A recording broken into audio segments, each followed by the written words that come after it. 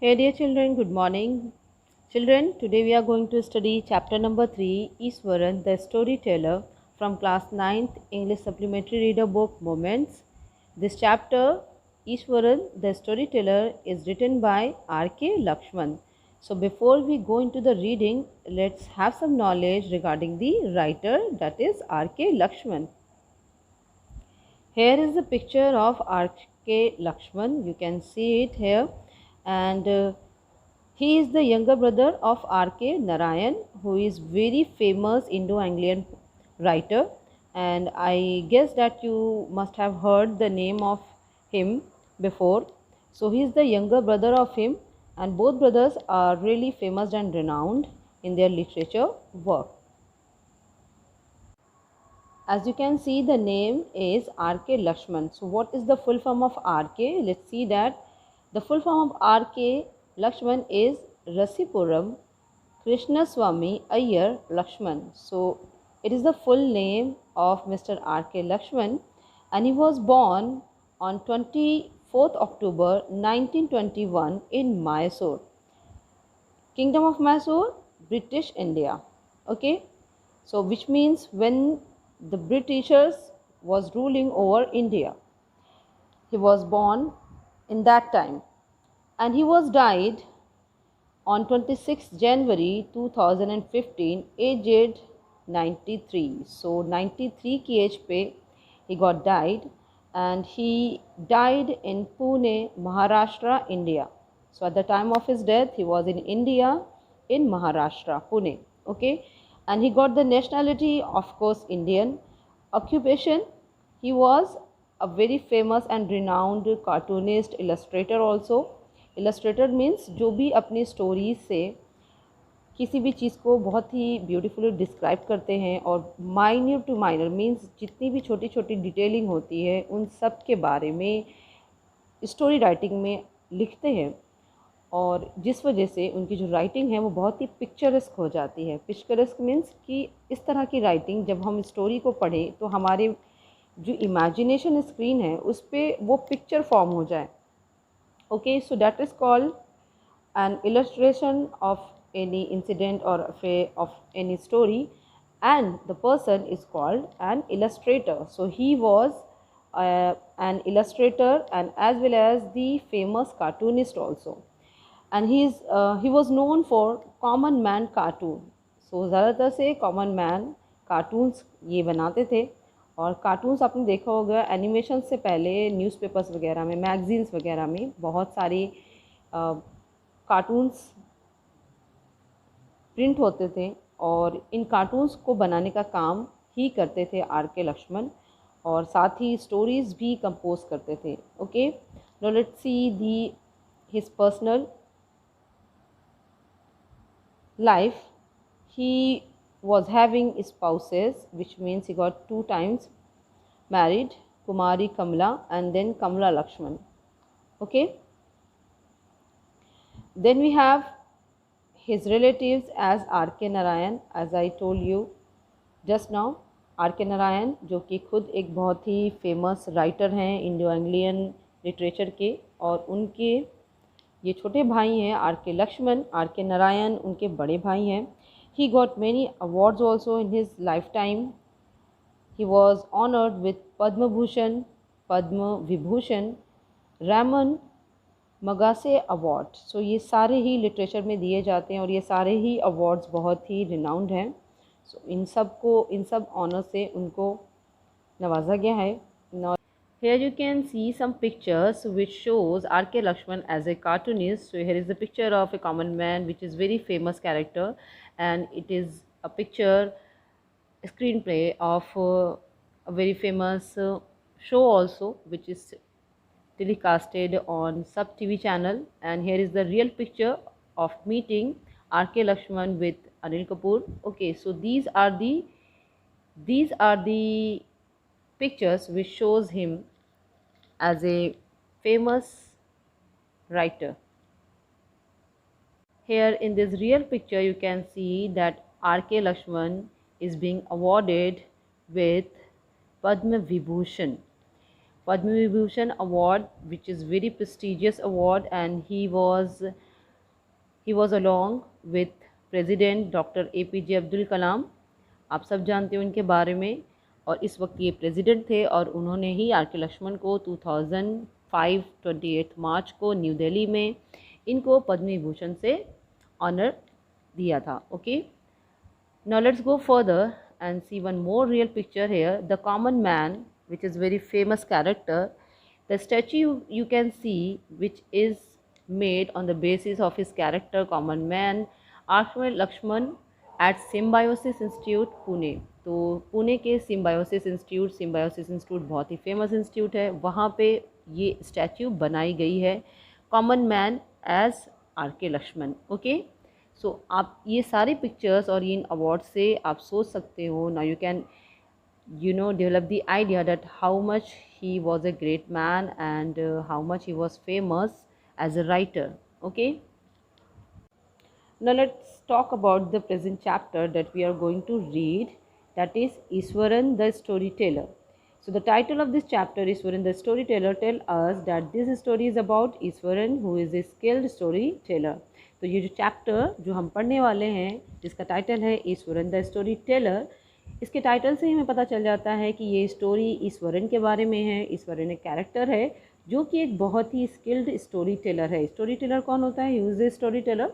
Students, आप जब छोटे होंगे और आपके टाइम पे, मेरे टाइम पे भी, लाइक हमारी जो ग्रैनीज़ होती थी, लाइक ग्रैंड माँ, तो वो हमें कहानियाँ सुनाती थी, बहुत ही इंटरेस्टिंग, बहुत ही अम्यूजिंग टाइप की। तो इसी तरह से कुछ पर्सन्स होते हैं, कुछ ऐसे लोग होते हैं जिनके अंदर एक ऐसी स्किल होती है कि वो बहुत ही अच्छे से किसी भी स्टोरी को नरेट कर देते हैं। और एक अच्छी स्टोरी टेलर उसको ही कह सकते हैं जो जेस्चर्स के साथ, विच मीन्स इस तरह से स्टोरी को प्रेजेंट करे कि जो सुनने वाला है, जो लिसनर है, वो उस स्टोरी में बिल्कुल ही गुम हो जाए, बिल्कुल लॉस्ट हो जाए, और जितनी भी वर्ड्स वो सुने या पढ़े तो उसके बेसिस पे वो अपने इमेजिनेशन में उनकी पिक्चर्स को फॉर्म कर सके। तो ऐसा ही एक कैरेक्टर है ईश्वरन, जो कि एक बहुत ही स्किल्ड स्टोरी टेलर है, विच मीन्स उसको कहानियाँ सुनाने का जो अंदाज़ है, जो तरीका है, वो बहुत ही बेस्ट है। He uses special effects, does voice modulation, uses his body language to make the story realistic so that the listener, that is Mahendra, gets attracted and captivated in his story. तो उसके अंदर ये बहुत ही अच्छी quality थी कि वो अपनी बॉडी को, मीन्स बॉडी लैंग्वेज को यूज़ करते हुए, अपने जेस्चर्स को यूज़ करते हुए, अपनी वॉइस को, मॉड्यूलेशन को इस तरह से प्रेजेंट करता था स्टोरी को कि वो बिल्कुल रियलिस्टिक लगती थी। और जो सुनने वाले हैं इस स्टोरी में, महेंद्र करके हैं उसके सर हैं जिसको वो स्टोरी सुनाता है, अभी आपको पता चलेगा आगे स्टोरी में। तो वो जो सुनने वाला है महेंद्र, जो कि उसका ओनर है, उसका मास्टर है, तो वो उसकी इस स्किल के वजह से, वो जिस तरह से स्टोरी सुनाता है, वो बहुत ही ज़्यादा अट्रैक्ट हो जाता है और उसकी ही स्टोरी में बिल्कुल कैप्टिवेटेड, मीन्स बहुत ही ज़्यादा इनगल्फ हो जाता है, बहुत ही ज़्यादा अटैच्ड होके उसको सुनना पसंद करता है। The writer wants to highlight this quality of Ishwaran, that he was so good at telling stories that they appear to be real. तो राइटर इसी बात को हाईलाइट करना चाहता है इस स्टोरी के थ्रू कि ईश्वरन जो है वो बहुत ही स्किलफुल स्टोरी टेलर है और ये बहुत ही अच्छा है स्टोरी सुनाने में, और उसकी स्टोरी सुनाने का अंदाज़ ऐसा है कि जिसकी वजह से स्टोरीज़ जो है बिल्कुल रियल प्रतीत होती हैं या अपीयर्ड होती हैं। His stories were a source of entertainment for Mahendra, और इसकी ये स्टोरीज़ जो भी कहानियाँ वो सुनाता है वो उसके मास्टर महेंद्र के लिए बहुत ही ज़्यादा एंटरटेनमेंट होती हैं, और वो इनको सुन कर के बहुत ही ज़्यादा एंटरटेन्ड हो जाता है। एक्चुअली हु वाज ईश्वरन कौन है? महेंद्र, जो कि एक कैरेक्टर है स्टोरी में, उसका ही कुक है ईश्वरन। ठीक है, अब इसको हम लोग डिटेल में पढ़ेंगे। Now the story starts. Mahendra was a junior supervisor in a firm which offered on hire supervisor at various types of construction site। तो महेंद्र क्या है? महेंद्र एक जूनियर सुपरवाइज़र है एक फर्म में, एक कंपनी में, और उसका जॉब क्या है, उसका काम क्या है कि वो दूसरे सुपरवाइज़र्स को हायर करना और जितनी भी कंस्ट्रक्शन साइट्स हैं वहाँ पे जाकर के सब कुछ देखना कि अच्छे से चल रहा है या नहीं। सुपरवाइज़र मीन्स, सुपरवाइज़र कौन होता है? A person who keep an I on the work of the other employees of that firm. Usually ये जो सुपरवाइज़र्स होते हैं उनका जो मेन जॉब होता है वो ये होता है कि वो किसी भी कंस्ट्रक्शन साइट पे जहाँ पे काम चल रहा हो, बिल्डिंग बन रही हो या ब्रिजेस बन रहे हो या कोई भी कंस्ट्रक्शन का काम चल रहा हो, वहाँ पे मेक श्योर करना कि सब कुछ अच्छे से चल रहा है, सारे वर्कर्स अपना काम सही से कर रहे हैं या नहीं कर रहे हैं। तो ये सुपरवाइज मीन्स क्या होता है? निगरानी करना, देखना। तो महेंद्र जो कि एक कैरेक्टर है इस स्टोरी का, वो एक सुपरवाइज़र है, जूनियर सुपरवाइज़र है एक फर्म में, ठीक है। और इसका जॉब क्या है? कंस्ट्रक्शन साइट्स पे जाके वहाँ पर नज़र रखना, निगरानी करना चीज़ों की। His job made him move every now and then from a coal mining area to railway bridge construction site to some chemical plant after some months। तो इसकी जो जॉब है, महेंद्र की जो जॉब है, उसकी जॉब ऐसी है कि उसको बहुत ही ज़्यादा ट्रैवल करना पड़ता है, एक जगह से दूसरी जगह पे मूव करना पड़ता है। कभी उसकी जो ड्यूटी होती है वो कोल माइनिंग में होती है, जहाँ पे कोयला निकाला जाता है, जहाँ पे कोयले की जो खान होती है वहाँ पे होती है। तो कभी रेलवे ब्रिज के पास कंस्ट्रक्शन साइट पे होता है, मीन्स रेलवे ब्रिज जहाँ बनते हैं वहाँ पे कभी उसकी ड्यूटी होती है, या कभी इसको केमिकल प्लांट में केमिकल प्लांट जहाँ पे फैक्ट्रीज़ बनाई जाती हैं वहाँ पे इसको भेजा जाता है। तो इन अलग अलग जगह पे इसको जाना पड़ता है अपनी जॉब की वजह से। Okay, he was a bachelor. So Mahendra क्या है? बैचलर है, he is not married. He had a cook named Iswaran. क्योंकि वो बैचलर है तो ऑब्वियसली उनको कोई कुक हायर करना पड़ेगा ताकि उनका खाना बन सके। तो जो ईश्वरन है जिनके ऊपर ये स्टोरी है वो महेंद्र के ही क्या है? कुक है, मीन्स उनके लिए खाना बनाने का काम करते हैं। Okay, Eswaran accompanied Mahendra wherever he went and was therefore greatly attached to him। Iswaran हर जगह महेंद्र के साथ जाते हैं, जहाँ भी महेंद्र जाते हैं या फिर उनकी पोस्टिंग होती है या फिर उनकी जो ड्यूटी होती है जिस भी जगह पे, तो ईश्वरन उनके साथ जाते हैं और उनके लिए खाना रेडी करते हैं। जिस वजह से, क्योंकि वो पूरे टाइम पे एक साथ रहते हैं तो इन दोनों में बहुत ही ज़्यादा अटैचमेंट है और एक दूसरे से ये बहुत ही ज़्यादा फेमिलियर है, फ्रेंड्स की जैसे हैं। He not only cooked for Mahendra and washed his clothes, but also used to tell him stories in very interesting manner। तो ये ईश्वरन जो है वो सिर्फ महेंद्र के लिए खाना ही नहीं बनाते बल्कि उनके कपड़े भी धुलते हैं, सफाई का भी काम करते हैं, और साथ ही जो सबसे मेन जॉब है उनका वो ये है कि वो बहुत ही इंटरेस्टिंग स्टोरीज सुनाते हैं महेंद्र को। Ishwaran loved to read popular Tamil thrillers in his leisure time.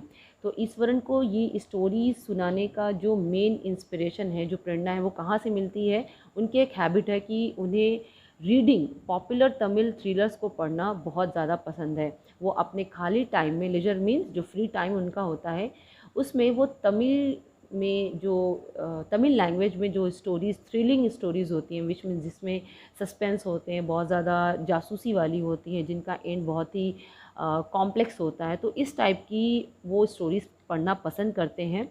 और फिर इन्हीं स्टोरीज़ को पढ़ कर के उनके अंदर भी एक इंस्पिरेशन आ जाते हैं और जिसके वजह से अपनी जो वो खुद की स्टोरी फॉर्म करते हैं उसको भी बहुत ही इंटरेस्टिंग वे में वो प्रेजेंट करते हैं महेंद्र के आगे या दूसरों के आगे। As a result he innovated his own thrillers and would tell about it to Mahendra.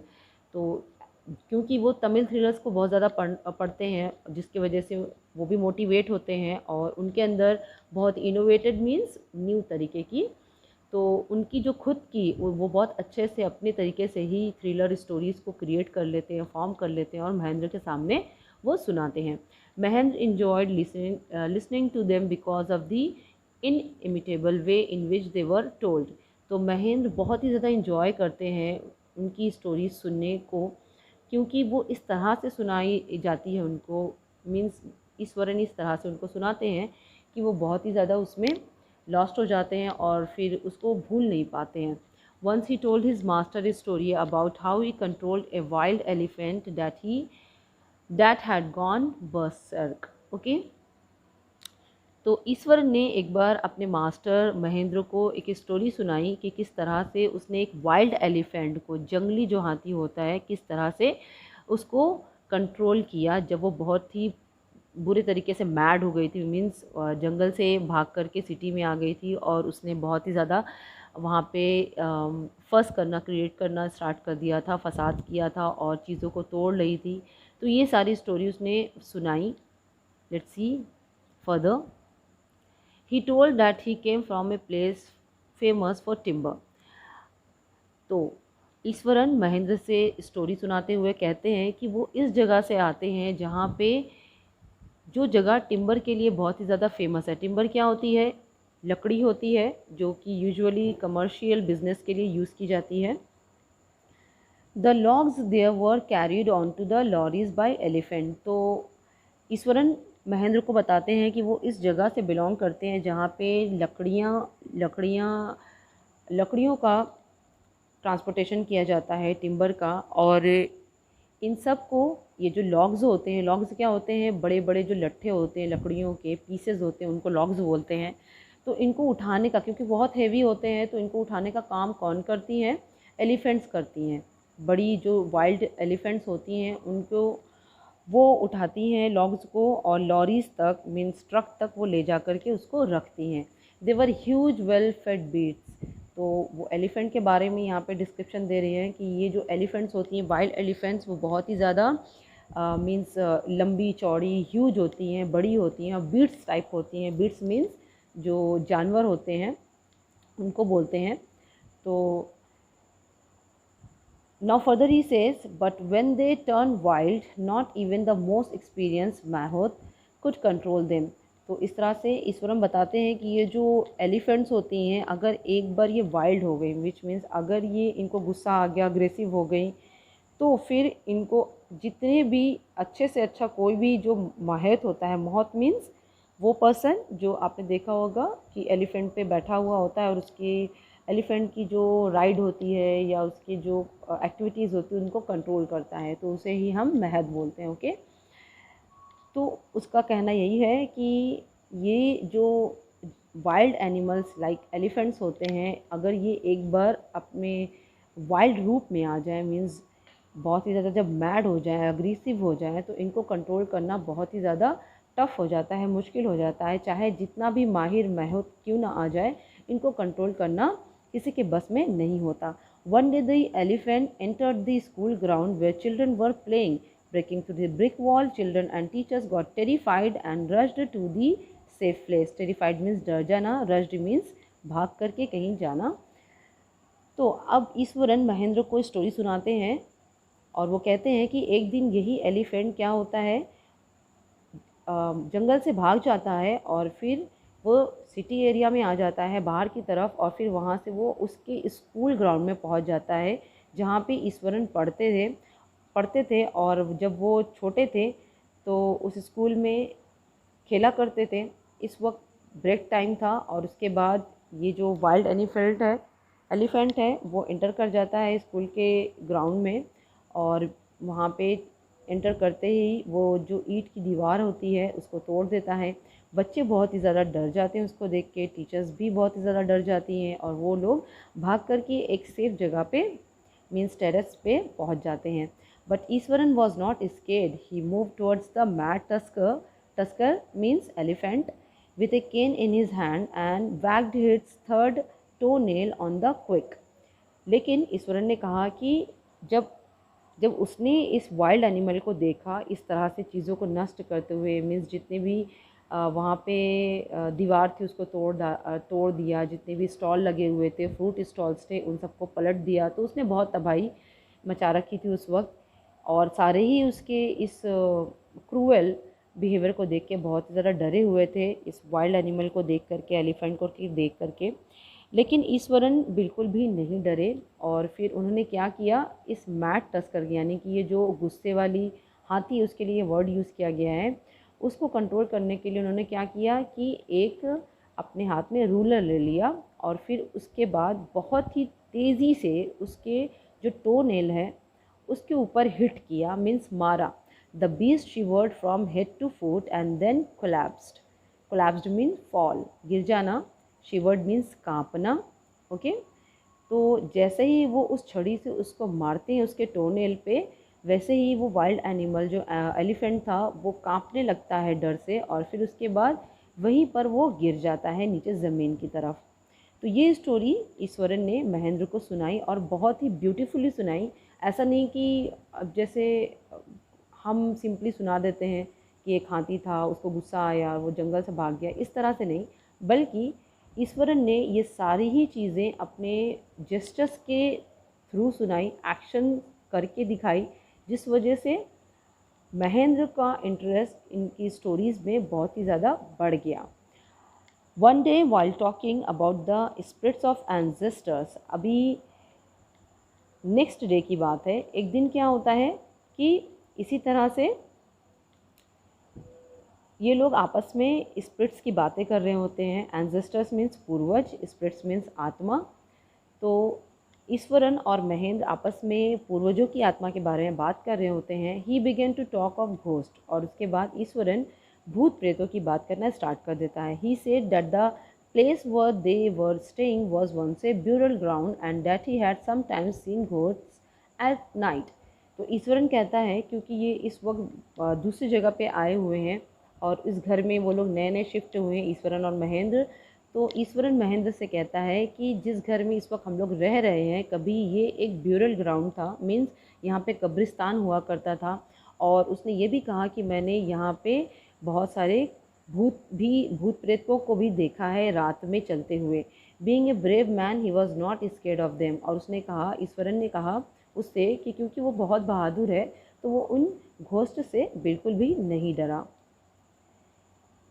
Then he told his master about a horrible ghost woman seen only on full moon night. उसके बाद ईश्वरन महेंद्र से कहता है कि उसने एक बहुत ही हॉरिबल घोस्ट को देखा है, मीन्स बहुत ही भयानक भूत को देखा है, जो कि एक वुमन की शक्ल में है, मीन्स एक औरत की शक्ल में है।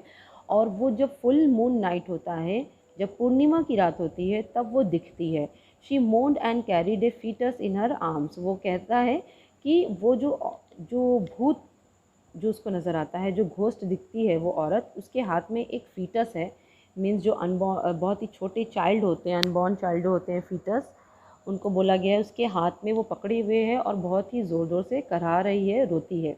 Mahendra shivered at the description and told Iswaran that there were no such thing as ghost और स्पिरिट।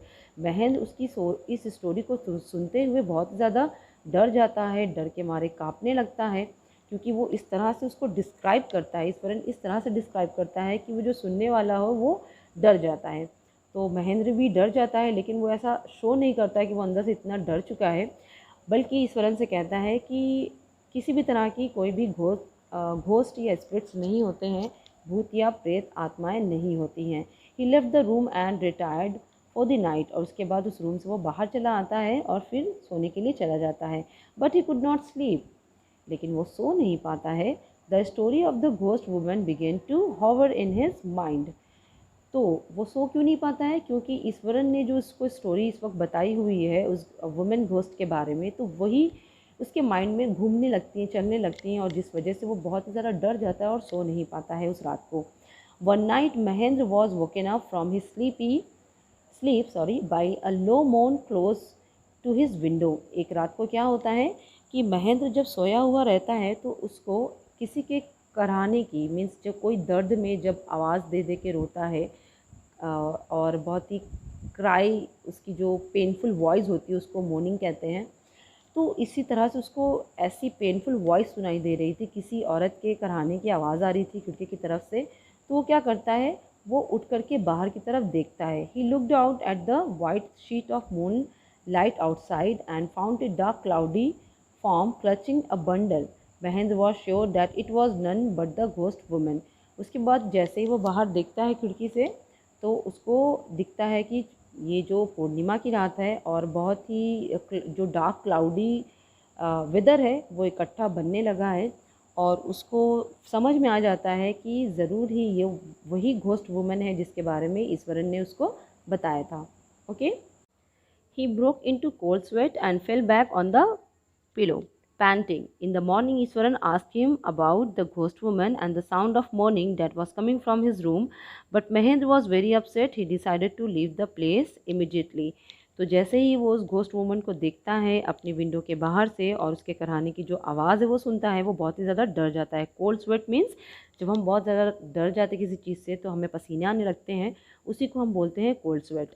तो वो उस रात को बहुत डर जाता है, दोबारा से अपने पिलो पर आकर के गिर जाता है अपने बेड पे।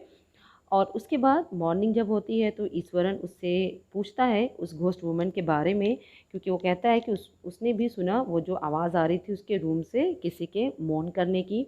महेंद्र ये सब सुन के बहुत ही ज़्यादा अपसेट हो जाता है और फिर वो फैसला कर लेता है कि वो उस जगह को जल्द से जल्द छोड़ देगा। So story gets end here but we have some message. Let's see what are this.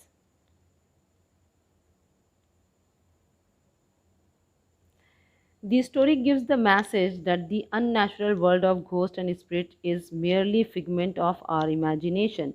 If we allow our hidden fears to take concrete shape and start believing in ghosts and spirits, our life would get disturbed. तो यहाँ पे इस story के through हमें ये message मिलता है कि जो अननेचुरल वर्ल्ड है घोस्ट या स्पिरिट्स का, मतलब जो लोग बोलते हैं कि भूत होते हैं, प्रेत होते हैं, वो कुछ भी नहीं है, सिर्फ हमारी इमेजिनेशन का ही एक पार्ट है। क्योंकि हम जब स्टोरीज़ को, इन हॉरर स्टोरीज़ को जब इतना ज़्यादा सुन लेते हैं और उस पर बिलीव करने लगते हैं तो हम अपने आप में ही इनको फॉर्म करने लगते हैं, मीन्स इनको शेप दे देते हैं। और जो हमारे अंदर का हिडन फियर होता है जिसकी वजह से हम जो डर महसूस करते हैं तो ये कॉन्क्रीट शेप ले लेता है। मीन्स अगर हमारे अंदर डर है तो हम अगर एक किसी भी ट्री की शैडो को भी देखेंगे तो हमें लगेगा कि नहीं वो कोई घोस्ट है, वहाँ कोई बैठा हुआ है। तो इस तरह की चीज़ें क्या होंगी हमारे माइंड में आएंगी और हमारा जो इमेजिनेशन लेवल है उनको अपने आप ही किसी घोस्ट के रूप में फॉर्म कर लेगा और क्रिएट कर लेगा, कॉन्क्रीट शेप दे देगा उसको। और फिर हम इन सारे घोस्ट और स्पिरिट्स पे बिलीव करना स्टार्ट कर देंगे। लेकिन अगर ऐसा होता है तो इससे हमारी लाइफ में बहुत ही ज़्यादा डिस्टर्बेंस आ जाएंगे और हम बहुत ही ज़्यादा परेशान रहने लगेंगे। Mahendra was good at his job as a supervisor but had to quit because he allowed his fears to overpower his rational self. Mahendra बहुत ही अच्छा था अपने जॉब में, वो एक अच्छी जॉब करता था सुपरवाइजिंग की, वो एक सुपरवाइज़र था। लेकिन उसको छोड़ना पड़ा अपनी जॉब क्योंकि उसने अपने फियर को अपने ऊपर हावी होने दिया और वो भूल गया कि ये अननेचुरल वर्ल्ड जो घोस्ट और स्पिरिट्स के हैं वो रियल में नहीं होते हैं। ऐसा उसके साथ क्यों हुआ? क्योंकि वो ईश्वरन जो है स्टोरी टेलर जो है, उसका जो कुक है, वो इतनी अच्छे तरीके से स्टोरीज़ को सुनाता था कि वो रियल लगती थी और जो सुनने वाला हो उसको बिलीव करना ही पड़ता था उसकी स्टोरीज़ पे। क्योंकि ईश्वरन बहुत ही जेस्चर्स के साथ, वॉइस के साथ, एक्टिंग करके बहुत ही अच्छे से सब कुछ डायलॉग के फॉर्म में स्टोरीज़ को सुनाता था। तो महेंद्र उसकी सब तरीके की स्टोरीज़ सुनता था और उस पर यकीन करता था। तो जब उसको ईश्वरन ने एक हॉरर स्टोरी बताई उसके घर में, जिस घर में वो लोग वहाँ पे रह रहे थे, तो महेंद्र ने उस पर भी यकीन कर लिया। और उस पर यकीन करने के बाद उसकी जो लाइफ में है वो प्रॉब्लम्स क्रिएट होना स्टार्ट हो गया और फिर उसके बाद उसको वो जगह और जॉब छोड़नी पड़ी। So that is the message we have got through this story. Okay, I hope that you have understood this story well. I'll see you in another video with another chapter. Till then, take care. Thank you.